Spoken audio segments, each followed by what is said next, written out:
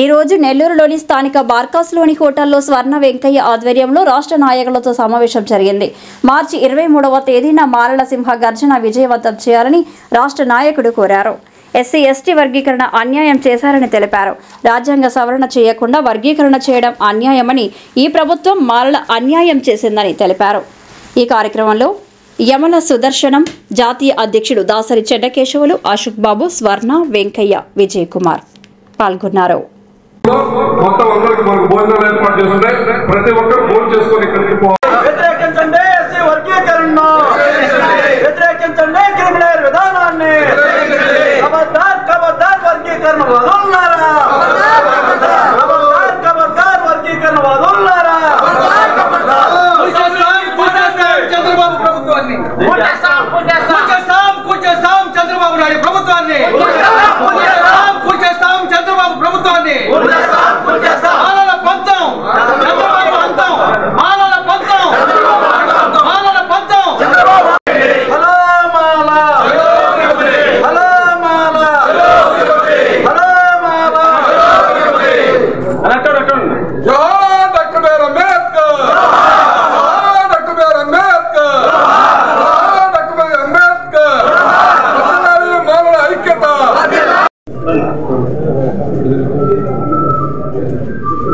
జోహార్ doctor BR Ambedkar, జోహార్ doctor BR Ambedkar. వ్యతిరేకించండి SC వర్గీకరణ, వ్యతిరేకించండి criminal విధానాన్ని. వద్దెల్లాలి మానవ ఐక్యత, వద్దెల్లాలి మానవ ఐక్యత.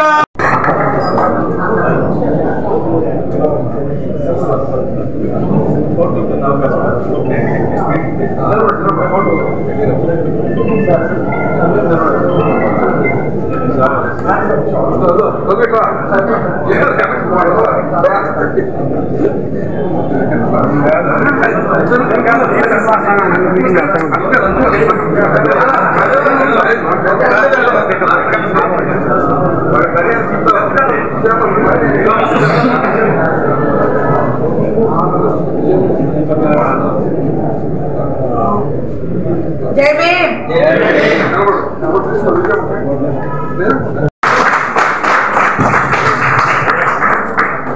జై మాలా, జై మాలా, జై మాలా. డాక్టర్ బిఆర్ అంబేద్కర్, జోహార్. జై మాలా, జై జై భీమ్, జై భీమ్, జై మాలా, జై మాలా, జై జై మాలా. బాబు రాష్ట్ర మానవ ఉద్యోగ సంఘ అధ్యక్షుడిని. ఈరోజు ఈ యొక్క నెల్లూరు నడిపట్టణంలో జరుగుతున్నటువంటి ఈ యొక్క మానవుల యొక్క ఆత్మఘోష సభ, అదేవిధంగా వచ్చేసి ఈ యొక్క పత్రికా ముఖంగా చెబుతా ఉన్నాం. ఆగస్టు 1వ తేదీన ఈ యొక్క రిజర్వేషన్ వర్గీకరణ మీద సుప్రీంకోర్టు తీర్పిచ్చింది. వర్గీకరణ చేయమన్నది ఏ విధంగా చేయమన్నదో కూడా కనీసం రాజకీయమైన అవగాహన లేకుండా ఈ యొక్క ప్రభుత్వమైనటువంటి చంద్రబాబు నాయుడు గారు గవర్నమెంట్ రాత్రి వర్గీకరణ తీర్మానాన్ని ఆర్ఆర్ మిశ్రా గారు ఇచ్చారు. దాన్ని మేము రాష్ట్ర కేబినెట్ ఆమోదిస్తామంటూ చాలా సిగ్గుచేటు. ఈ యొక్క వర్గీకరణ మేము రాజ్యాంగబద్ధమైన వర్గీకరణ అనటం లేదు, ఇది రాజకీయమైనటువంటి వర్గీకరణ అని చెప్పి మేము భావిస్తా ఉన్నాం. వాస్తవానికి సుప్రీంకోర్టు ఏం చెప్పింది, ఈ యొక్క జాతీయ సెన్సస్ డిపార్ట్మెంట్ ద్వారా జనాభా లెక్కలు తీసి ఏ జనాభా మాదిగలు ఎంతమంది ఉన్నారు, మాలలు ఎంతమంది ఉన్నారో స్పష్టంగా తెలియజేయమన్నది. 2011లో జనాభా లెక్కలు తీశారు. 2024 ప్రతి 10 సంవత్సరాలకు ఒక్కసారి జనాభా లెక్కలు తీయాలి. జనాభా లెక్కలు తీయలేదు అంటే 2024 జనాభా లెక్కలు తీయలేదని 2011 లెక్కల ప్రకారం వర్గీకరణ చేస్తామంటున్నారు చంద్రబాబు నాయుడు గారు.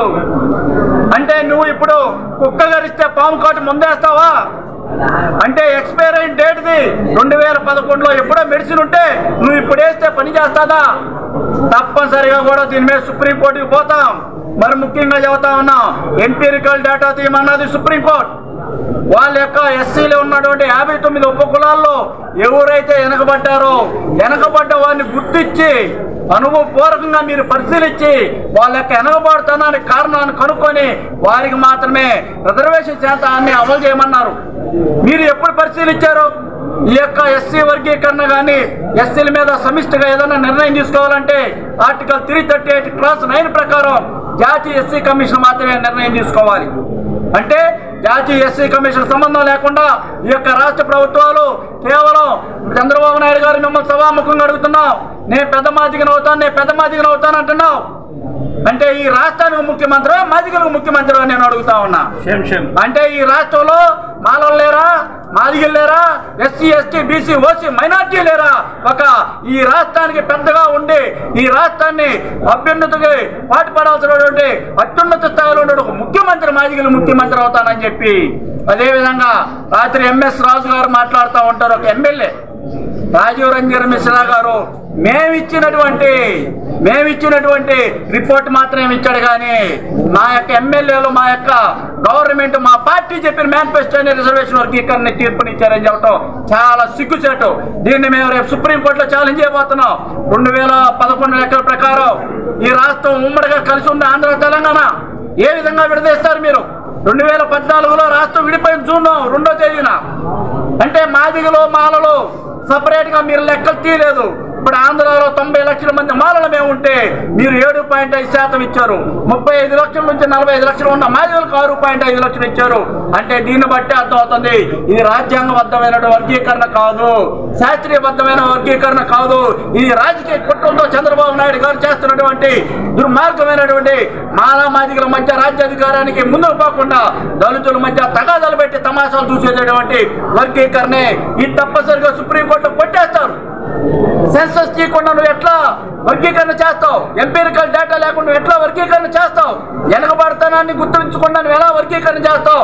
దీన్ని రాష్ట్ర మాల ఉద్యోగుల సంఘం తప్పనిసరిగా సుప్రీంకోర్టులో సవాల్ చేస్తుంది. ఏడున్నటువంటి మాల సంఘాలు అన్ని కలిసి ఉద్యోగ సంఘాలు సుప్రీంకోర్టులో వేసి ఈ యొక్క ప్రభుత్వానికి ముట్టికాయ లేపిస్తామని చెప్పి ఈ యొక్క మీడియా ముఖంగా తెలియజేస్తా ఉన్నాం.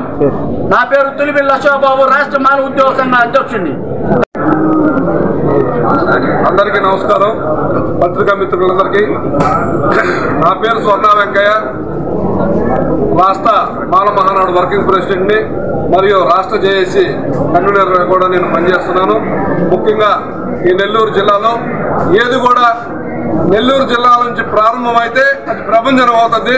మొట్టమొదటిసారి వర్గీకరణకు వ్యతిరేకంగా నిన్న అసెంబ్లీలో బిల్లు పాస్ చేసేదానికి శ్రీకారం చుడితే ఈరోజు నెల్లూరులో దానికి వ్యతిరేకంగా ఈ యొక్క మాలల సభ పెట్టి దాన్ని వ్యతిరేకంగా మేము మాట్లాడటం అనేది ఇక్కడి నుంచే ప్రారంభం. కాబట్టి నెల్లూరు నుంచే ఏ ఉద్యమం, ఒక సారాయి ఉద్యమమైన సక్సెస్సే, ఒక రాజకీయ ఉద్యమైన సక్సెస్సే, ఒక వర్గీకరణ ఉద్యమైన సక్సెస్ అవుతుంది. కాబట్టి మేము సుప్రీంకోర్టు ఇచ్చినటువంటి జడ్జిమెంట్ కూడా మాలందరం కూడా వ్యతిరేకిస్తూ గతంలో 2004లో ఇచ్చినటువంటి సుప్రీంకోర్టు జడ్జిమెంట్ ని అమలు పరచాలని చెప్పి గతంలో వచ్చినటువంటి అనేక కమిషన్లు కూడా పక్కన పెట్టి ఈరోజు రాజీవ్ మిశ్రా కమిషన్, ఈయన చంద్రబాబు నాయుడు గారి జేబులో ఉన్నటువంటి రాజీవ్ మిశ్రా కమిషన్ ద్వారా ఈ రాష్ట్రంలో ఉన్నటువంటి అత్యధిక శాతం మాలలు ఉంటే మాకు 7.5, అదేవిధంగా తక్కువగా ఉన్నటువంటి మాదిగ సోదరులకు వచ్చి 6.5 ఇవ్వడం జరిగింది. చాలా దుర్మార్గకరమైనటువంటి ఈ యొక్క నివేదికను మేము పూర్తిగా మాలందరూ కూడా, మాల ఉద్యోగస్తులు, మాల నాయకులందరూ కూడా ఈ రాష్ట్రంలో వ్యతిరేకిస్తున్నాం. దానిలో భాగంగానే ఈ నెల 23వ తేదీ సాక్షాత్తు శ్రీ వెంకటేశ్వర స్వామి పాదాల చెంత మాలల సింహ గర్జనతో ఈ యొక్క రాష్ట్రాన్ని మాలలకు ఉండేటువంటి సత్తా ఏందో చూపించి రాబోయే ఎన్నికల్లో మాలల సత్తా ఈ ప్రభుత్వానికి మేము చూపిస్తాం. అదేవిధంగా కేంద్రానికి కూడా మా కేక వినిపిస్తామని కూడా ఈ పత్రికాముఖంగా తెలియపరచుకుంటూ సెలవు తీసుకుంటున్నాం. ఈ వీడియో కనుక మీకు నచ్చినట్లయితే లైక్ చేసి షేర్ చేయండి. మరిన్ని లేటెస్ట్ అప్డేట్స్ కోసం మా ఛానల్ ని సబ్స్క్రైబ్ చేయండి.